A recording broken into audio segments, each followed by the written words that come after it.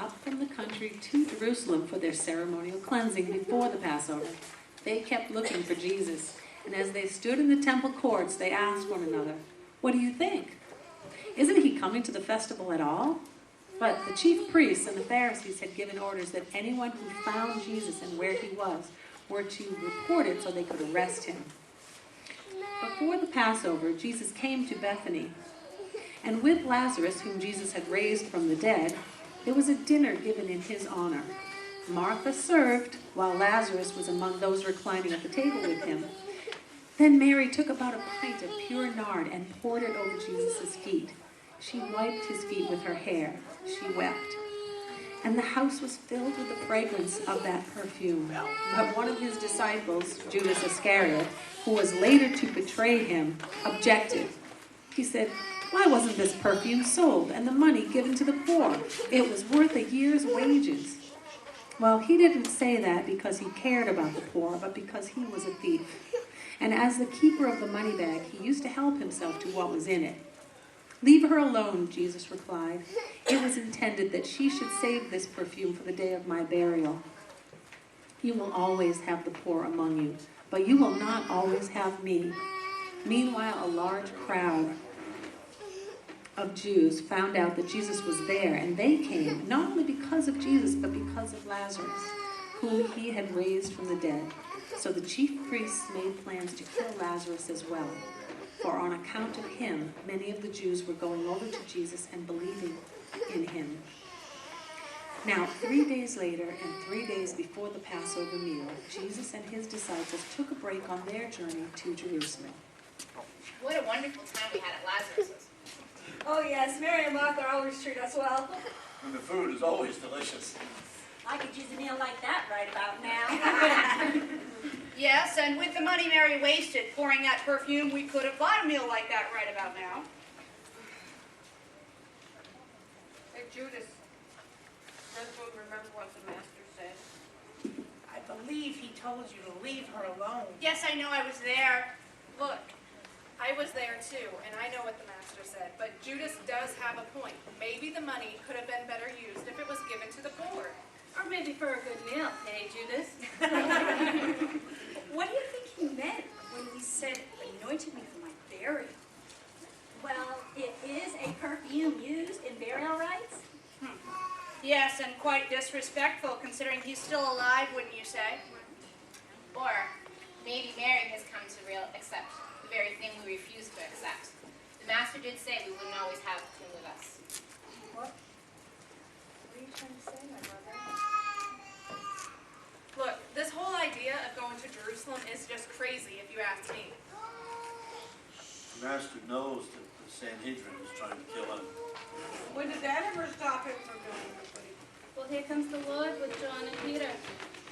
Yes, now's your chance to ask the Lord himself.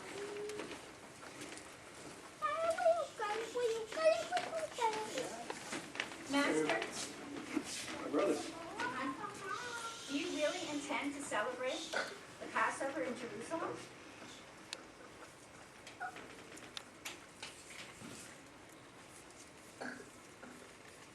Peter and John, immediately go to the village opposite you, and there you will find a donkey and her colt, which no one has ever ridden. When you find it, bring it to me. If someone says, why do you need it? Tell them the master needs it, and he will loose it immediately.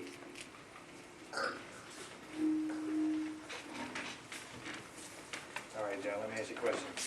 Why do you think the Lord chose us to go get the donkeys and the colt? Why not choose one of the other disciples? Ours is not the reason why. Okay, true. But what if there's a lot of colts? What if there's a lot of donkeys? How are we going to know We which need one? to trust in the Lord, But he's not here. not the Lord Jesus, the Lord, our God the Father. Okay, good point. But aren't you even a little? Well, maybe a little, but we got to believe in the Master's instructions. John, look. Well, I guess donkeys. Dill. We're going to do what the Master commanded. You go loose them, I'm going to keep watch. Why should I go unloose them? Why can't you go unloose them and I keep watch? What if they don't want us to loose? Why don't you come with me? I'll go with... You're such a baby. I'll go with Well, what do we just like threaten donkeys? what he said. He said, unleash them. Hey, why are you untying those animals? Because the Lord has use of them. Well, all right. You may have them.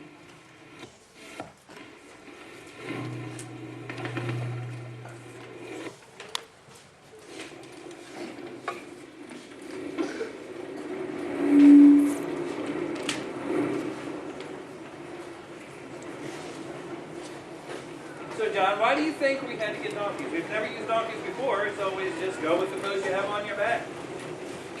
Well, I have no idea, but we'll find out when we get there. And the disciples brought the animals to Jesus.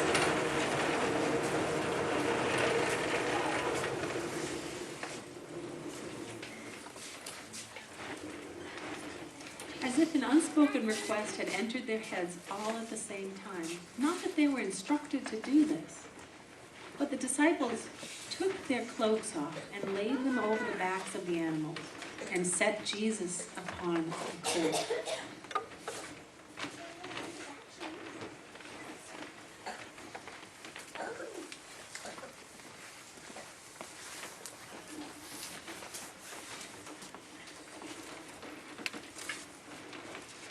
The disciples then began to lead Jesus into the holy city.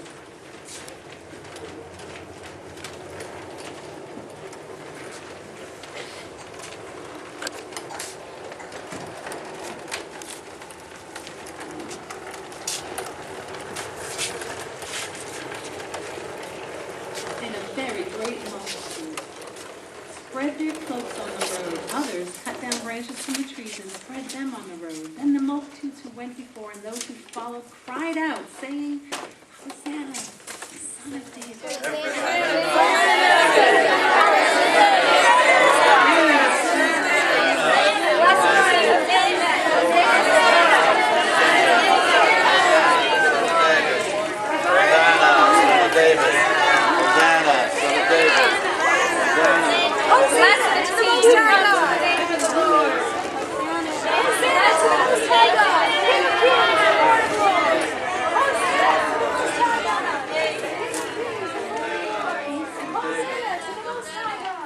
As they arrived in Jerusalem, they were approached by some of the Pharisees. Teacher, rebuke your disciples.